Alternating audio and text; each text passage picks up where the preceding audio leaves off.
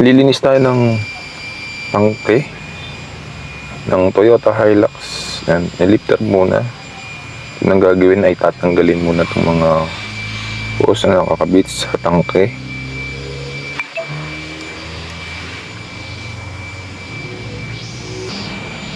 Medyo matigas yan. Kailangan talaga ng tools. Yan, patuluin lang natin. May natira pa kasi dyan sa pinaka-hose niya.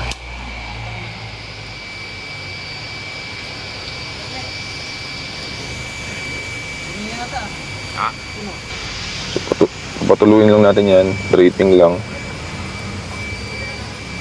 Ayan. Konti lang naman yan. Tapos lagyan lang natin ng barayang hose na yan. After nyan, tanggalin na natin may mga hose pa dito sa ilalim. Medyo matitigas. Kasi mga clip ng mga hose and then tornilya. Ito gumamit tayo ng parang lifter para pansalo dun sa tangke. Medyo mabigat yan kasi kalahati yung laman yan. Yan, nakabang na. Bang nakabang yan, babaklasin muna yung mga bracket, yung mga bolts dyan. Tanggalin lang yan. Luwagan muna. Then gamitin natin ng power tools para mabilis.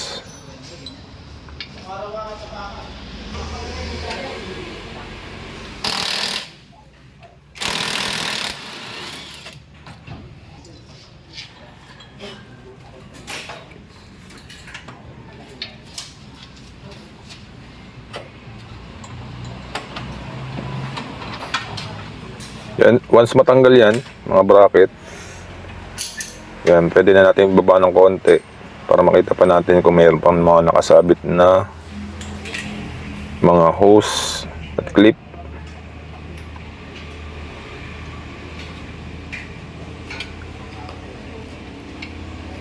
Dahan-dahan lang yung baba kasi baka may mga nakasabit nga, masisira yan kasi sa bigat ng tangke, mababatak. So, tingnan lang natin paunti-unti kung mayroon pang sasabit ng mga hose and clip. Marami kasi yan nakaklip.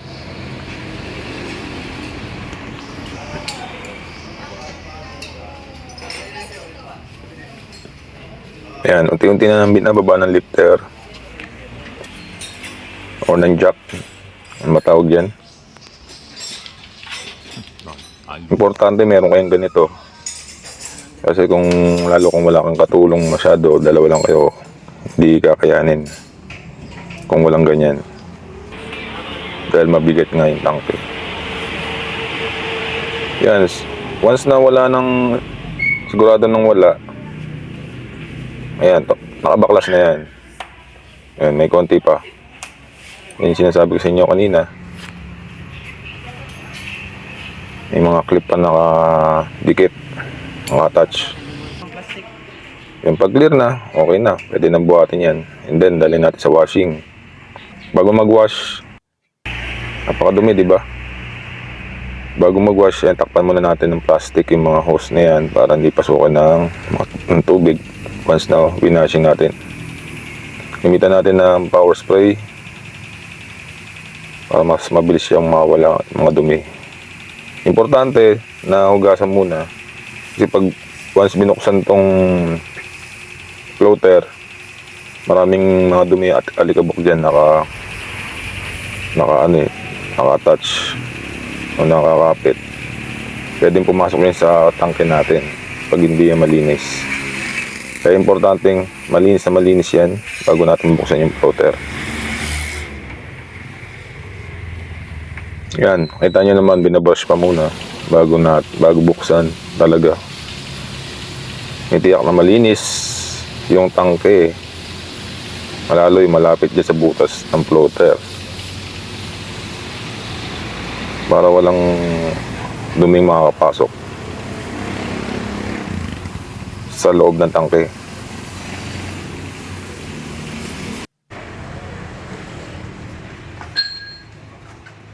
Once malinis na, Papatuyin natin ng blower yan. Ito naman, importante rin para walang makapasok naman na tubig pag binuksan natin yung floater. Importanteng tuyo yan. Tsaka yung mga connection niya, siyempre nabasa. Kailangan patuyuin muna.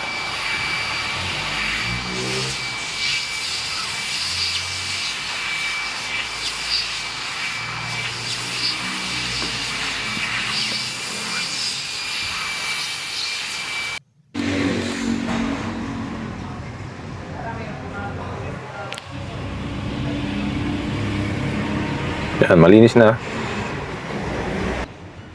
At tuyo na rin. Pwede na natin yan simulan baklasin yung floater. Tanggalin muna natin yung mga clip doon sa hose bago natin kalasin. May clip yan, may lock. Yung socket na yan, may mga lock yan, clip. Ayan.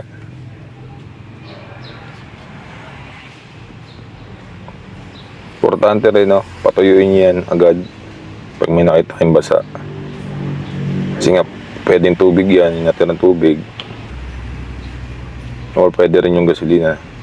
Or diesel. Na natira dyan sa hose.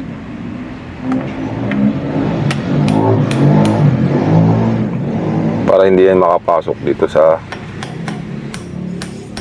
pag binuksan na natin tong tangke. So, mahigpit yung lock nito. Kailangan natin gumamit ng sinsil para maitulak. Mag-open siya. May lock kasi yan, parang siyang sa bote. Counterclockwise lang. So lahat ng lock ay paluin natin ng mahina-mahina lang.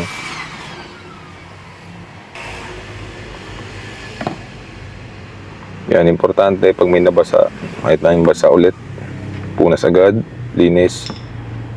Kasi magbubukas nga tayo ng tangke.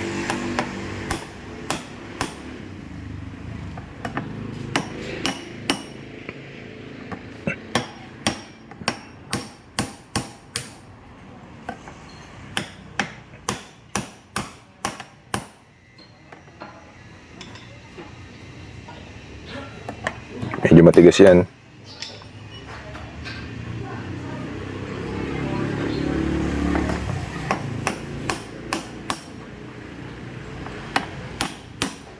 First time itong binuksan. Ito palang Toyota Hilux na to ay 7 years na. So ngayon lang yan lilinisin yung filter dito sa floater. Tignan natin kung ganun siya dumi.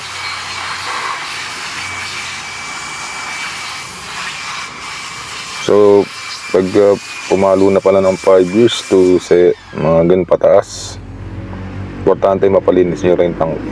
Kasi yung may filter to sa loob yung floater, doon siya nagkakos ng bara, tsaka doon nag-iipon ng dumi doon sa floater.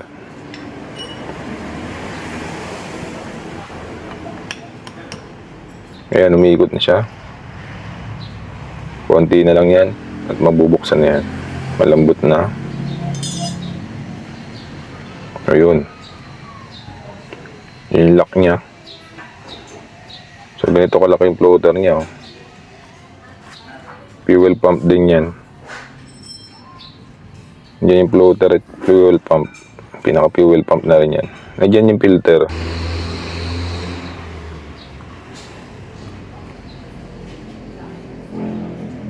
Yan, kakalasin natin yung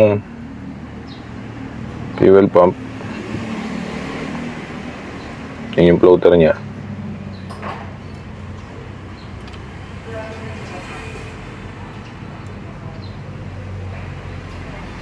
Ngayon pagkalas, tanggalin muna natin yung mga socket niya. Tapos may lock lang na yan, lock plastic, parang clip lang. Yan, lahat ng side tanggalin natin. Naka-clip lang yan.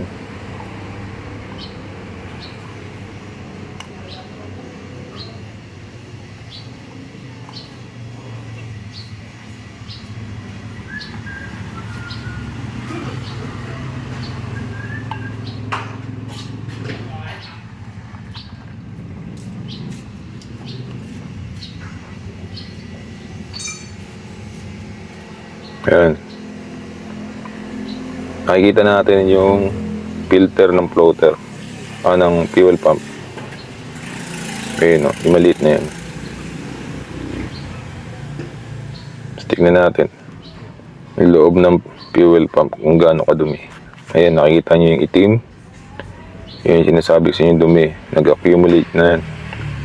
7 years after nung kagamit. Ito yung filter ng fuel pump. Maliit lang siya. Pero importante ito dahil ito yung nagsasala nung Itong filter. crudo. Toyota rin. Ito rin. Hilux. Bukod pa doon sa fuel filter natin doon sa makina. Fortuner. Ito naman yung sa tangke. Parehas lang sila. Ganito rin halos. Galing tangke. I-filter niya muna rin yan.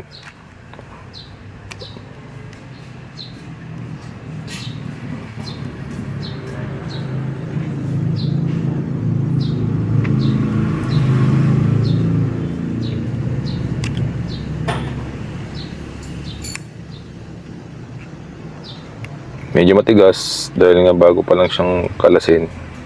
Nakaklip din to, 3 palibot. Medyo matigas lang. Kailangan mo nang gumamit ng flat screw na maliit Ang nililinis. para masikwat. Ayan. Ito yung fuel filter niya. Floater. Ayan, tingnan nyo. Yan yung itim na yun, no? Siya, nagkukulay brown na siya. Ibig sabihin, medyo matanda na itong filter. So, ang gagawin natin, lilinisin lang din natin yan para mawala yung bara. Buga ng tubig na spray, tsaka sabunin, degreaser.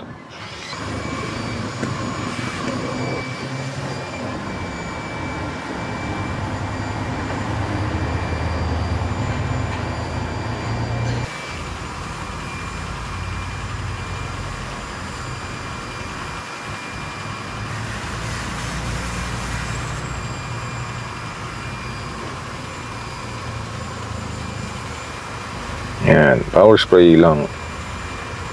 Tatanggal na yung bara niya.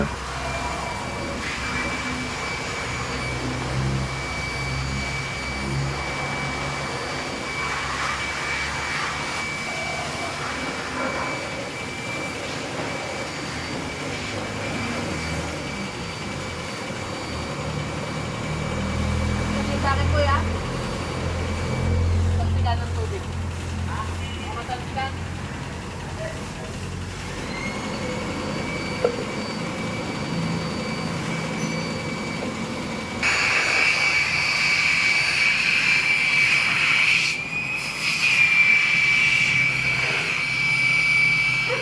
After nyan, blower din ulit.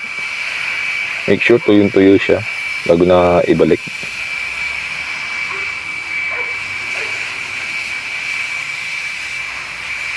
Pwedeng may tubig pa, makakasama sa makina yan pag may tubig. Wala tuyong-tuyo.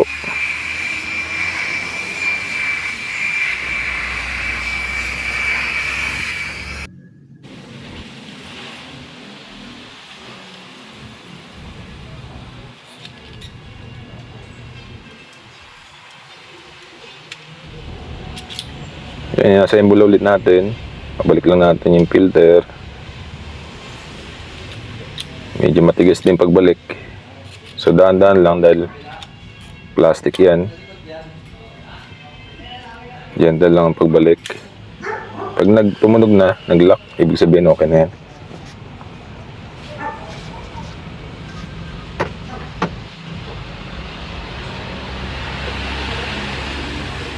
Yun, okay na. Nag-lock na siya. Balik lang natin siya sa dati niyang pwesto. May lock ulit yan na plastic sa gilid. Ngayon lang pag nagtumunog, okay na. So dito na tayo sa tangke. Linisin mo natin maigi bago natin balik yung fuel pump.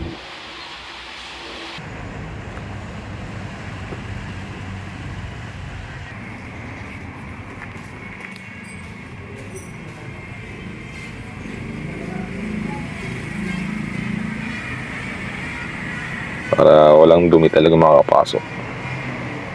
Yan. Pag pasok na, meron lang niyang guide din. Hindi ka na maliligaw. Tapos, lagay mo na yung pinakalock niya na bakal. Tapos, pupukpukin ulit yan. Gaya ng kanina. Para mag-lock.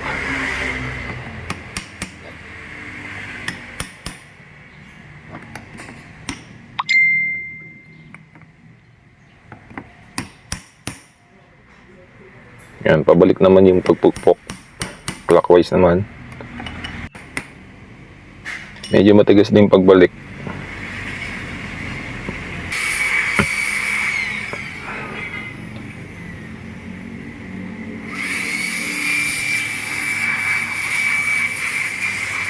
So yan, nag-lock na. Linisin lang natin ulit.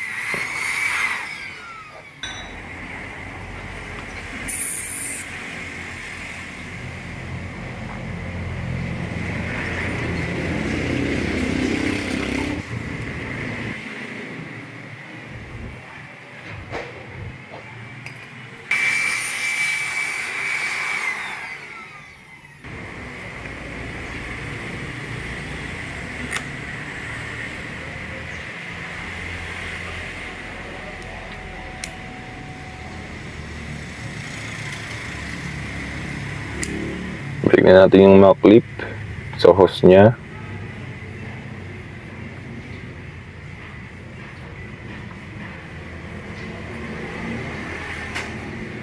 Yun, that's it.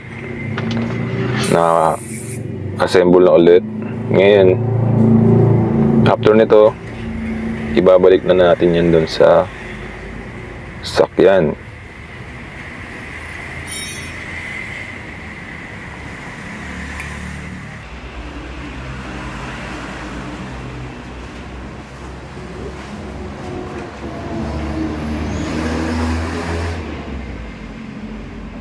Yan ang proseso ng pagbalik. As usual, kanina na ganun din i-jack.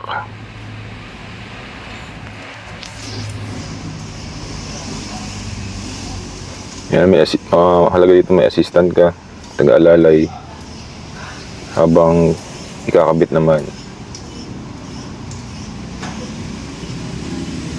Ang importante dito, huwag mong kakalimutan yung mga tinanggal mo. Dapat alam mo rin kung paano siya ibalik.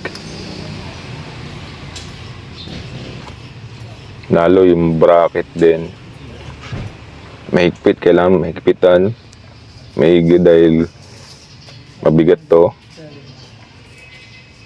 Kasi mga clip niya, lalo sa hose din, para hindi siya gumagalaw pag umaandar. Pwedeng mag-cause yan ng malfunction dahil nandiyan yung mga wiring. Make sure mahigpit ang pagbalik at tama.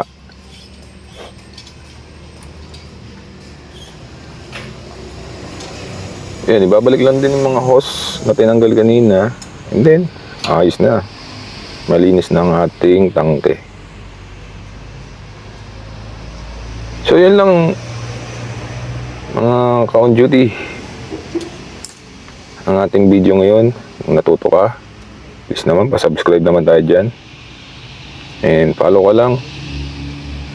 Pahit na rin yung bell para updated ka sa susunod nating video. Sana may natutunan ka.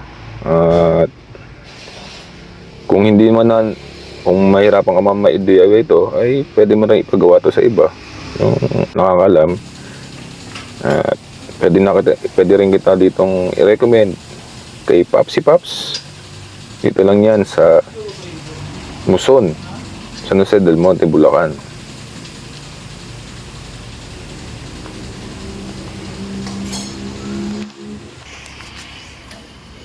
Yan, hanggang sa muli mga ka-on duty. Sa susunod na video ulit. Thank you sa inyong panonood. Bye bye.